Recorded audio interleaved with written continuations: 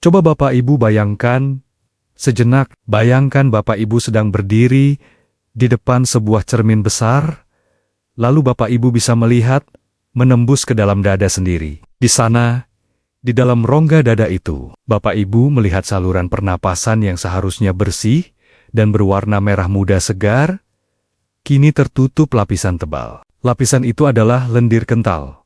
Warnanya gelap, lengket seperti aspal jalanan, atau lemak yang membandel di pipa pembuangan dapur. Lendir ini bukan sekadar dahak biasa, yang bisa keluar dengan sekali batuk. Ini adalah tumpukan racun yang sudah mengeras, yang mungkin sudah bertahan-tahan, bersarang di sana, tanpa Bapak Ibu sadari sepenuhnya. Setiap kali Bapak Ibu menarik napas, udara segar yang seharusnya masuk dengan lancar, terhalang oleh tembok lendir ini. Akibatnya, dada terasa berat, seolah-olah ada batu besar yang menindih.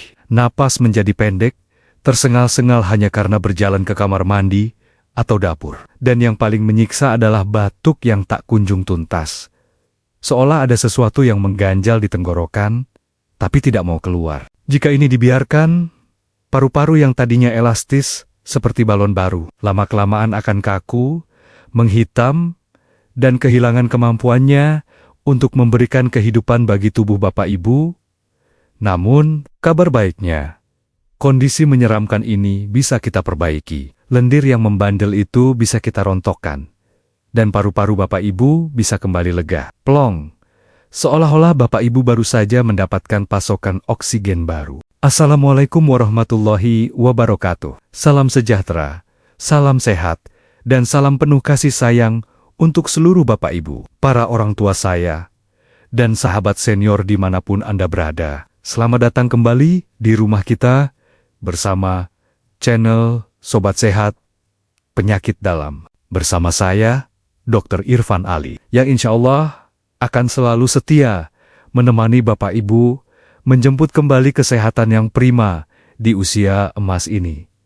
Bagaimana kabar Bapak Ibu hari ini? Saya doakan dengan tulus, semoga Bapak Ibu yang sedang menonton video ini, Allah berikan kesehatan yang paripurna, hati yang tenang, dan umur yang berkah. Sebelum kita masuk ke inti pembahasan yang sangat penting ini, saya ingin meminta tolong sedikit kepada Bapak Ibu, sebagai tanda bahwa Bapak Ibu siap untuk membersihkan paru-paru hari ini, tolong tuliskan di kolom komentar kalimat ini.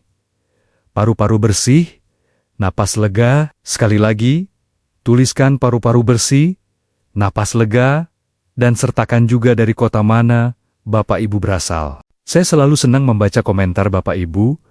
Rasanya seperti kita sedang berkumpul di satu ruang tamu yang hangat. Dan bagi Bapak Ibu yang baru pertama kali mampir, monggo, silakan tekan tombol subscribe yang berwarna merah itu, supaya Bapak Ibu tidak ketinggalan informasi kesehatan yang daging dan bermanfaat seperti ini ke depannya. Tanpa berlama-lama dan tanpa bertele-tele, saya sarankan Bapak Ibu sekarang mencari posisi duduk yang paling nyaman. Jika perlu, siapkan segelas air hangat atau camilan sehat seperti potongan buah atau kacang rebus di samping Bapak Ibu. Karena video kali ini durasinya agak panjang, kita akan mengupas tuntas rahasia membersihkan paru-paru ini sampai ke akar-akarnya. Anggap saja kita sedang mengobrol santai sore hari, jadi jangan terburu-buru. Sudah siap nih? Mari kita mulai. Pertama-tama, mari kita pahami dulu apa yang sebenarnya terjadi di dalam sana. Mengapa saya katakan paru-paru Bapak Ibu bisa berubah menjadi seperti pipa yang tersumbat? Coba Bapak Ibu bayangkan sebuah spons cuci piring. Spons yang baru itu warnanya cerah, teksturnya lembut, berpori-pori banyak, dan sangat mudah menyerap air, bukan? Nah, paru-paru yang sehat itu persis seperti spons baru tersebut. Warnanya merah muda, kenyal, dan penuh dengan kantong-kantong udara kecil yang siap menukar udara kotor dengan oksigen bersih. Namun, seiring berjalannya waktu, spons yang terus-menerus dipakai membersihkan kotoran, minyak, dan sisa makanan lama kelamaan akan berubah. Pori-porinya tertutup lemak, warnanya menjadi gelap, teksturnya menjadi keras dan kaku, serta baunya tidak sedap. Begitulah kira-kira gambaran paru-paru kita jika terus-menerus terpapar polusi, asap rokok, debu jalanan, atau bahkan sisa-sisa infeksi flu yang tidak tuntas diobati. Kotoran-kotoran ini merangsang tubuh untuk memproduksi lendir sebagai pertahanan. Awalnya lendir itu cair dan bening, tapi karena produksinya berlebihan dan tidak bisa dikeluarkan, lendir itu menumpuk, mengental, dan mengeras di saluran napas paling kecil sekalipun. Ada 3 bahaya utama jika kondisi ini kita biarkan. Dan saya ingin Bapak Ibu mendengarkannya baik-baik karena ini menyangkut nyawa. Bahaya yang pertama adalah hipoksia tersembunyi. Bayangkan selang air di taman Bapak Ibu. Jika selang itu bersih, air mengalir deras. Tapi jika di dalam selang itu penuh lumut tebal, air yang keluar hanya meneteskan, lendir yang menempel di dinding paru-paru itu ibarat lumut tebal tadi. Dia menghalangi oksigen masuk ke dalam darah. Akibatnya, organ-organ penting seperti otak, jantung, dan ginjal Bapak Ibu perlahan-lahan tercekik karena kekurangan oksigen, meskipun Bapak Ibu merasa masih bernapas. Inilah yang membuat Bapak Ibu sering merasa cepat lelah, sering mengantuk, atau sering pusing tanpa sebab yang jelas. Bahaya yang kedua adalah ladang bakteri. Lendir yang diam dan tidak mengalir adalah tempat paling favorit bagi kuman, bakteri, dan virus untuk berpesta pora. Bayangkan genangan air di selokan yang tidak mengalir, pasti baunya busuk dan banyak jentik nyamuknya. Di dalam paru-paru, lendir yang terperangkap itu menjadi sarang infeksi berulang. Makanya, jangan heran kalau Bapak Ibu sering sekali kena batuk pilek sedikit-sedikit demam, atau batuk yang tidak sembuh-sembah selama berbulan-bulan. Itu karena sarangnya belum dibersihkan. Bahaya yang ketiga, dan ini yang paling sering tidak disadari, adalah beban jantung yang berat paru-paru.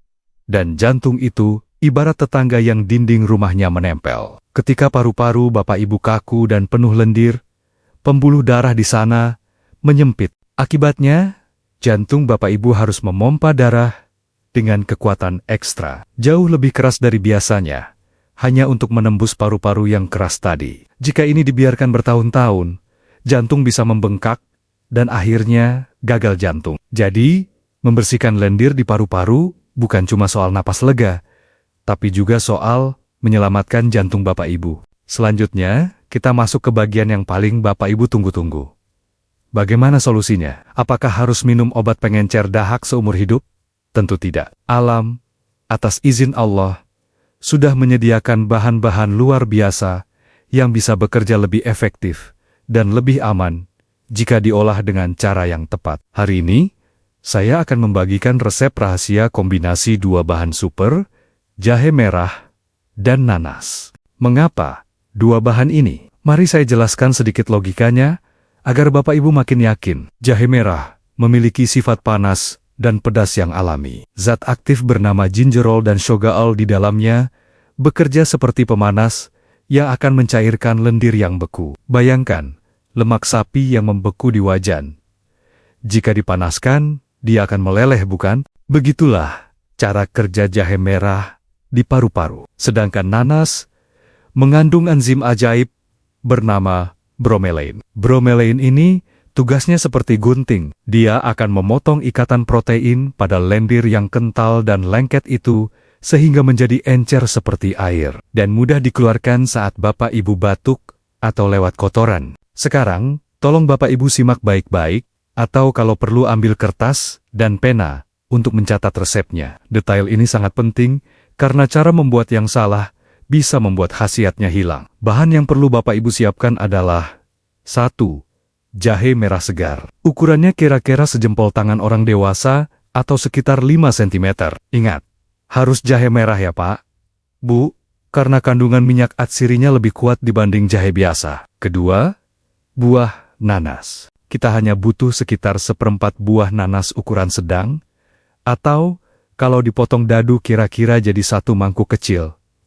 Pilih nanas yang matang, tapi jangan yang terlalu lembek. Ketiga, air putih sebanyak 3 gelas belimbing, atau sekitar 600 ml. Dan terakhir, madu murni secukupnya, sebagai pemanis alami dan antibiotik tambahan. Langkah pertama, proses pembersihan jahe. Cuci jahe merah di bawah air mengalir. Sikat sela-sela kulitnya sampai tanahnya benar-benar hilang. Bapak Ibu tidak perlu mengupas kulitnya sampai habis. Cukup dibersihkan saja, karena di bawah kulit jahe itu justru tersimpan banyak khasiat. Setelah bersih, geprek atau memarkan jahe tersebut sampai agak pipih. Tujuannya, supaya sori-serinya mudah keluar saat direbus. Jangan diiris tipis, tapi digeprek lebih baik. Langkah kedua, perebusan. Masukkan 3 gelas air ke dalam panci. Sebaiknya panci stainless steel atau panci tanah liat. Hindari panci aluminium jika memungkinkan. Nyalakan api sedang, masukkan jahe merah yang sudah digeprek tadi. Rebuslah air dan jahe ini sampai mendidih. Setelah mendidih, kecilkan api ke posisi paling kecil. Biarkan mendidih perlahan selama kira-kira 10-15 menit. Kita ingin airnya menyusut sampai tersisa kira-kira menjadi 1 gelas besar atau 2 gelas kecil. Bapak Ibu akan mencium aroma jahe yang sangat harum dan kuat memenuhi dapur. Itu tandanya zat aktifnya sudah keluar. Setelah air menyusut dan berwarna kemerahan pekat, matikan api. Langkah ketiga, dan ini adalah kuncinya, yaitu penambahan nanas. Banyak orang salah di sini. Mereka merebus nanasnya bersamaan dengan jahe. Itu salah besar. Bapak Ibu, enzim bromelain pada nanas itu sensitif terhadap panas tinggi. Jika direbus mendidih, enzimnya mati dan tidak berguna lagi. Jadi caranya adalah tunggu air rebusan jahe tadi menjadi hangat-hangat kuku. Suhunya kira-kira sudah bisa diminum dan tidak melepuh di lidah. Nah, saat sudah hangat itulah, masukkan potongan nanas ke dalam air jahe, atau lebih bagus lagi, nanasnya di blender kasar, dengan sedikit air jahe hangat tersebut, lalu dicampurkan. Diamkan selama 5 menit, agar menyatu. Terakhir, saring ramuan tersebut ke dalam gelas. Tambahkan 1 sendok makan madu murni, aduk rata berlawanan arah jarum jam, sambil berdoa memohon kesembuhan. Minumlah ramuan ini selagi hangat. Waktu terbaik meminumnya adalah pagi hari saat perut masih kosong, atau 1 jam sebelum tidur malam. Ada mitos yang beredar, katanya, "Dok, nanas itu bikin asam urat atau rematik kambuh." Saya luruskan hari ini ya Bapak Ibu. Nanas yang menyebabkan masalah sendi biasanya adalah nanas muda yang mengandung alkohol atau gas tinggi karena fermentasi di perut. Nanas matang yang dikonsumsi dalam jumlah wajar, apalagi dicampur jahe yang sifatnya anti radang, justru aman. Namun, bagi Bapak Ibu yang punya sakit ma akut, sebaiknya minum ramuan ini setelah makan.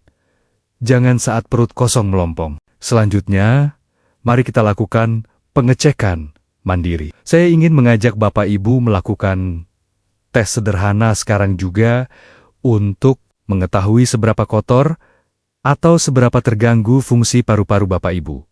Tidak perlu alat canggih, cukup tubuh kita sendiri. Coba Bapak Ibu duduk tegak, rilekskan bahu. Sekarang, tarik napas dalam-dalam melalui hidung. Rasakan udara mengisi perut dan dada, tahan napas tersebut. Saya akan hitung sampai 10. 1, 2, 3, 4, 5, 6, 7, 8, 9, 10. Hembuskan pelan lewat mulut. Bagaimana rasanya? Apakah Bapak Ibu bisa menahan sampai hitungan X dengan tenang? Atau baru hitungan kelima sudah batuk-batuk dan merasa dada mau meledak? Jika Bapak Ibu tidak kuat menahan napas bahkan untuk 10 detik, atau jika saat menahan napas terdengar suara ngik kecil dari dalam dada, itu adalah tanda alarm, tanda bahwa ada sumbatan atau peradangan di saluran napas Bapak Ibu yang perlu segera dibersihkan. Jangan khawatir jika tadi gagal. Itu artinya Bapak Ibu memang sangat membutuhkan terapi jahe dan nanas ini. Saya teringat kisah salah satu pasien saya.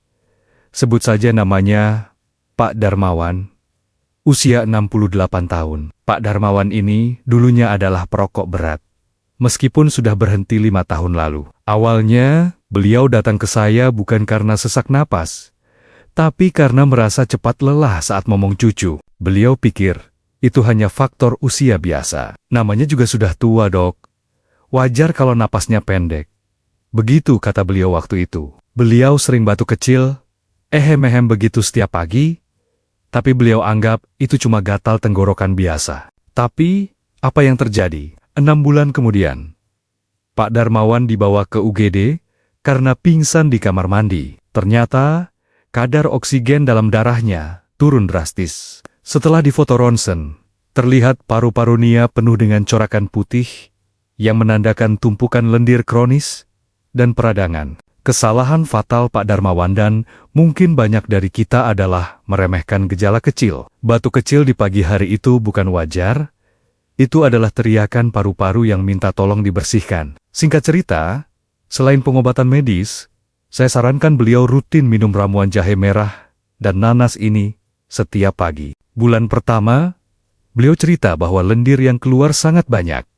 Warnanya hijau pekat bahkan agak kehitaman. Menjijikkan memang, tapi itu tanda detoksifikasi berhasil. Bulan kedua, batuknya mulai hilang. Dan alhamdulillah, di bulan ketiga, Pak Darmawan datang ke tempat praktik saya dengan wajah segar, pipi kemerahan, dan berkata, "Dok, sekarang saya bisa kayar-keren sama cucu tanpa enjosen-gosen." Paru-parunya yang tadinya kotor dan kaku, perlahan kembali elastis dan bersih. Saya yakin Bapak Ibu pun bisa merasakan perubahan yang sama seperti Pak Darmawan. Mungkin sekarang muncul beberapa pertanyaan di benak Bapak Ibu. Nah, ini saya buatkan sesi tanya jawab dari pertanyaan-pertanyaan yang paling sering ditanyakan oleh pasien-pasien saya di klinik. Pertanyaan pertama, dokter. Saya sedang minum obat pengencer darah dari dokter jantung.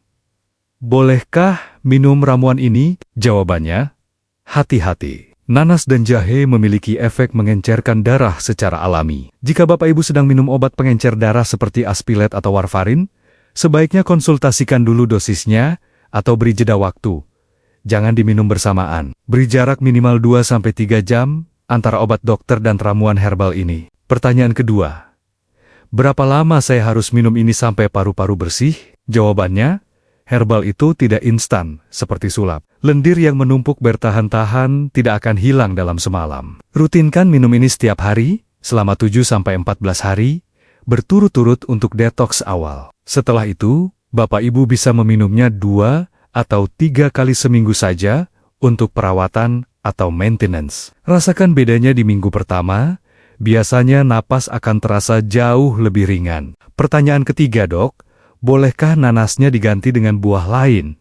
Misalnya, apel? Untuk resep spesifik penghancur lendir ini, nanas adalah rajanya karena kandungan bromeleinnya. Buah lain bagus untuk vitamin, tapi tidak sekuat nanas dalam hal memecah protein lendir. Jadi usahakan tetap pakai nanas, tapi ingat, nanasnya jangan direbus mendidih ya, seperti yang saya jelaskan tadi. Bapak Ibu Sobat Sehat yang saya muliakan, tubuh kita, termasuk paru-paru, adalah amanah, adalah titipan dari Allah yang harus kita jaga sebaik-baiknya. Kita mungkin pernah hilaf di masa muda dengan gaya hidup yang kurang sehat, merokok, atau bekerja di tempat berpolusi demi keluarga. Tapi hari ini, di usia senja ini, adalah waktu terbaik untuk menebusnya. Memberikan perhatian lebih pada tubuh kita sendiri adalah bentuk rasa syukur kita kepada Sang Pencipta. Resep jahe merah dan nanas ini hanyalah ikhtiar. Kesembuhan mutlak milik Allah.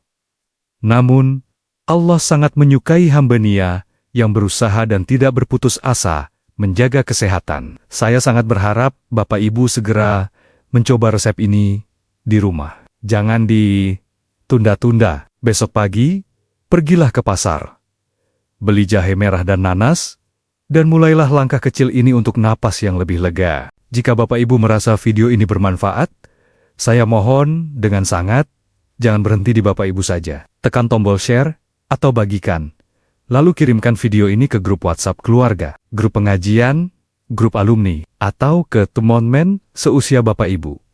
Bayangkan jika ada satu teman Bapak Ibu yang sedang sesak napas, lalu sembuh wasilah dari video yang Bapak Ibu bagikan, itu akan menjadi amal jariah, sedekah ilmu yang pahalanya terus mengalir untuk Bapak Ibu. Mari kita tutup perjumpaan kita kali ini dengan doa. Tundukkan kepala sejenak, mari kita bermunajat. Ya Allah, Ya Rob, Zat yang Maha Menyembuhkan, angkatlah segala penyakit dari tubuh Bapak Ibu yang sedang menonton video ini. Bersihkanlah paru-paru mereka, kuatkanlah jantung mereka, dan berikanlah mereka sisa umur yang bermanfaat dalam ketaatan kepadamu. Jadikanlah setiap tarikan napas mereka sebagai rasa syukur kepadamu. Amin.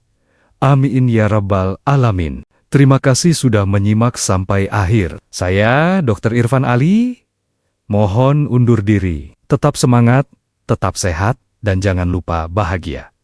Sampai jumpa di video berikutnya. Wassalamualaikum warahmatullahi wabarakatuh.